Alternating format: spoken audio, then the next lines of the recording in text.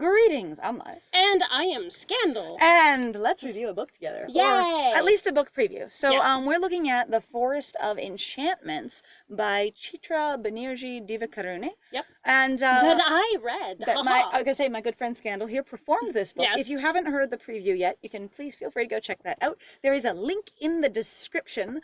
And we're just going to sort of basically our reaction review to that preview because we haven't read the whole thing. We do full book reviews about once a month. Right. But, you know, these ones in general, just a tour of literature experience. Anyway, so for me, I was really excited about the idea behind this book where they're trying to address a big piece of important Indian mythology from the woman's point of view. Right. And I love that premise. Like that. Though I wouldn't necessarily call it Indian mythology. It's very active religious material. I apologize. But I guess in any case, you could take really honestly most religious things as mythology. But that's just me. My mythology, though, is also basically like it's the stories that basically are the foundation of whatever the heck the thing is that you believe in a lot of cases. Mythology doesn't have to mean that it doesn't exist. Yes. It just can, that it is mythic proportions. Right. Anyway, but I do appreciate you pointing that out. Yes. Anyway, so I was excited about that. I was too. However, I'm not familiar with the source material, which is at all. Why I was excited about it actually, because being an American, I'm not familiar with the Ramayana. The Ramayana, how it's told from a man's perspective, or how it leaves the women out. But I was excited in the way that I've been excited of several like reinterpretive books written where, hey, the story was never told from the woman's side. That sounds interesting. Right? Right? Honestly, like that was the thing that I thought would be really neat as well. It was kind of really looking forward to it. There was a bit of a hiccup though that I had in regards to it, and it could just be my perspective. Okay. But I also tend to sort of have a reaction when a author will throw in with the character, of course, going, well, you know, just that's some of the things you just suffer for love. This is just the things that you have to endure. And I'm like, there's a weird level of that kind of bothers me. So I'm kind of hesitant, but I still am pretty excited about this. So I'd say in general, it sounds like it could be interesting, but there is that tiny little, basically, nugget that could basically, like, the fact that it's so prominent in the beginning in this really weird way, you know, going like, yeah, you know, and then for this father that they will never know. And I'm like, and you're going to put up with the fact that you're going to go have this, you know, we're going to have to tell the story to the guy who abandoned you?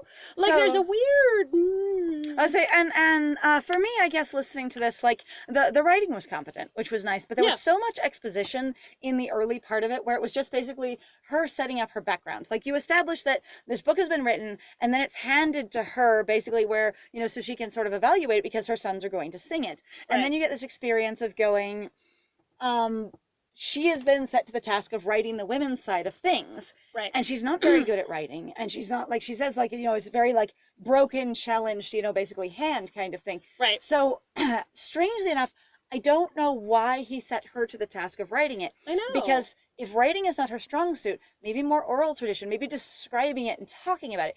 He says, the original writer of the book, in the book, the writer of the Ramayana, you know, when he's showing it to our main character, he says, you know, I only wrote what was shown to me. And she's going, well, a god and not a goddess must have come to you to show you this, right? And the thing is she could have in that moment shown him the rest, if you will, by telling it to him, because we have her admitting that it's beautifully written in prose and in poetry and in like rhythm as a song, as well as in capturing the events in a beautiful fashion. It just doesn't have the emotional core that's needed for the women's experience. And so for me, I was kind of put off a little bit by the premise of then going, all right, so you write it. I'll give you ink and I'll give you, you know, palm leaves. And your strong piece of going, this is not my skill or what I'm good at, and I'm using broken, laborious handwriting, and nonetheless under a time pressure, because this needs to get out there soon, to get this thing down. I actually pointed this out to Liza of him going, well, then you do it. Like, it was this really weird sort of, like this level of, I want to say almost like sass. It could have been taken two ways. One of him going, you're the only one qualified to do this, so you do it. But the other one basically going, well then, in my medium and in my way, you shall do it. Because it was a little wild. Yeah, and especially though, I don't want to make assumptions here, but obviously I am, so I can't there's no way to come to anything basically purely objective. So I'm going to totally tell you, there's anybody who goes, I'm purely objective, they're lying. It doesn't exist. We've you all have got experience. some sort of agenda. We've all got some sort of experience or things we believe in. So in regards to this, is based off of what I know, I really don't think it would be that friendly, and could be a case of literally the author going, no, I meant this in a friendly way, for him going, you should do this, and except the thing is what you could be is basically reinforcing a patriarchal belief, you know, where it's actually been a way to silence, more or less, I say air quote, minorities, or basically oppressed individuals of your class systems. People with less education or less skill. And just going, well, then you do it in the way that I only allow you to do it, and with my materials in the way that I think is important and whatever. So you basically silence the conversation. So that was an interesting piece for me, because while she does set down to do the task, and then the book ensues, because that's basically your setup is she's been given this book, she's going to write, and then you go into her story, which she begins to tell. Right, which sounds cool. You have 2 layers, but then her story starts in so much exposition and setup of how she was, came to be a princess and her growing up, that while it's interesting, there's no character in it. Like, because there's so much trying to move through her being discovered, to her being adopted, to her experience in all of her childhood wrapped up in just a few pages. Right. And while you get the idea that strong people were in her life, you don't get any real character. I mean, she's a little bit of a character in that, she's excited about learning combat, and that her mom's a little bit of a character in going, you know what, seems like your life path is going to be different than your sister's. Let's make sure you're skilled in combat and prepared for whatever may come your way, which I assume will be different than other people's. And so for me, I would have liked to know more of who we were going to spend our time with. Near the beginning of the book, getting to connected more to her as a person. And I guess even as I say that, like, she does talk about what she does. Like, she spends time in the gardens, healing plants, she spends time in a healer house. So it's more like we don't get a feel for what her motivations and passions are as a personality, rather than what she does with her time, or at least I didn't.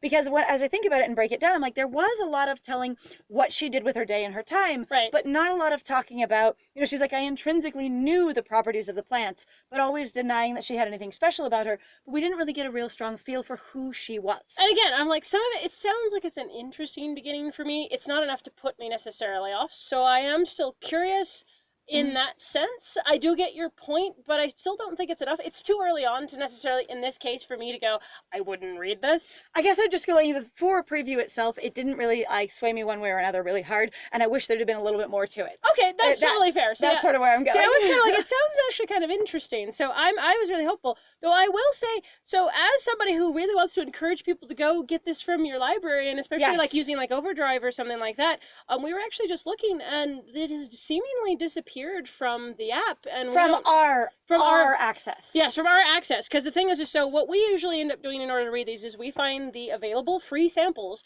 and we go and we read them from the available ebooks, which we will find through the free library connected service in the United States, which has access to Overdrive. And now your library materials, even through Overdrive, are limited by which library you sign into. And our local library card, our local library district had access to this book, and then somehow it went away, which was a very strange experience that doesn't necessarily directly connect to this review. No, not at all. But I'm just saying, like, I want to recommend you to read it, but I'm going, it might have disappeared. And so I'm going, if you guys can find it on your Overdrive app and get it, great, awesome.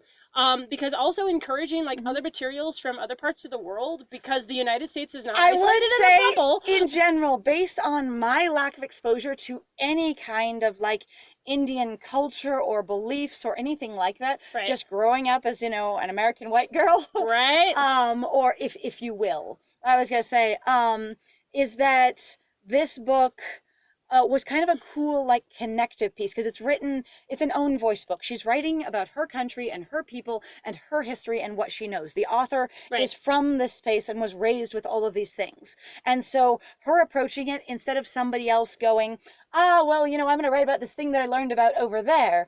I feel way more connected to this book in that sense. And for the sake of connecting myself more to another part of my world, I'd be interested to read it. Absolutely. Like, it's always good to sort of, like, stretch your boundaries a little bit. So, I guess other than that, thanks for being here with us, guys. I've been Scandal. And I have been Lies. And take care of yourselves out there. Have a great day. Drink your water. Have a good time. Eat your food. Do all the things. Bye! Bye!